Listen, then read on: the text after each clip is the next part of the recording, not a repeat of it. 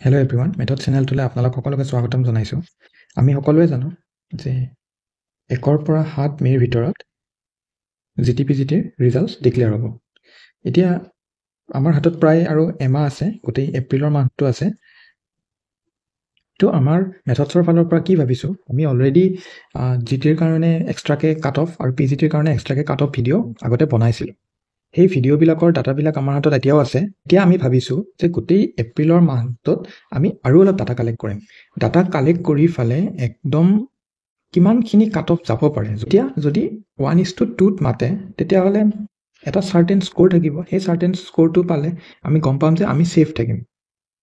মানে total number of post যদি 3000, 1:2ত মাতে 6000 কেণ্ডিডেটছ মাতিব। তাৰে ভিতৰত আমাৰ নামটো যদি এই 3000ৰ ওপৰত থাকে, তেতিয়াহ'লে আমাৰ চিলেক্ট হোৱা চান্সটো বেছি থাকে। তো তাৰ কাৰণে কাট অফ কিমান যাব পাৰে সেইটো আমি ভালকৈ গম পাব লাগিব।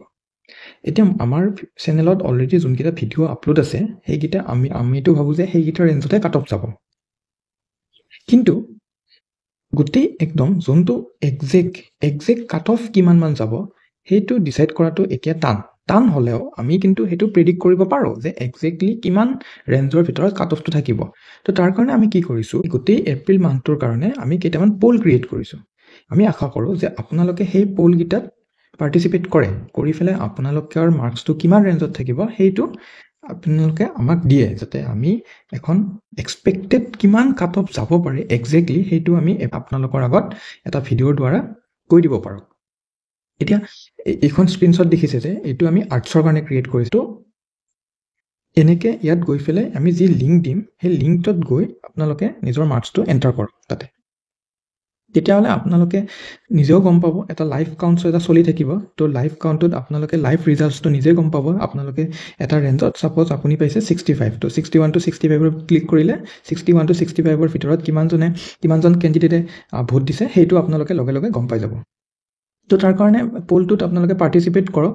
এতিয়া কি ছাবজেক্টছৰ কাৰণে আমি পল আনিছোঁ, ফাৰ্ষ্ট অফ অল তো আমাৰ GT arts, then science, GT science, তাৰপিছত আহিছোঁ আমি GT মেথছ। তো এই তিনিটা পল আমি আপোনালোকৰ আগলৈ লৈ আহিছোঁ। তো এইকেইটাত পাৰ্টিচিপেট কৰক।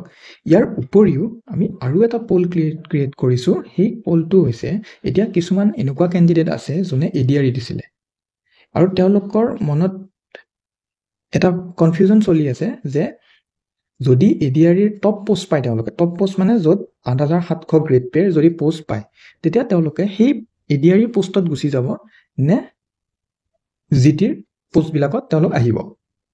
তো তেনেকুৱা কনফিউজনো আছে কিছুমান। এতিয়া তেনেকুৱা কেণ্ডিডেটনো কিমান আছে সেইটো গম পাবলৈ আমি আৰু বেলেগ এটা পল ক্ৰিয়েট কৰিছোঁ, য'ত ADRE অৰ GT আপুনি কোনটো প্ৰিফাৰেঞ্চ দিব।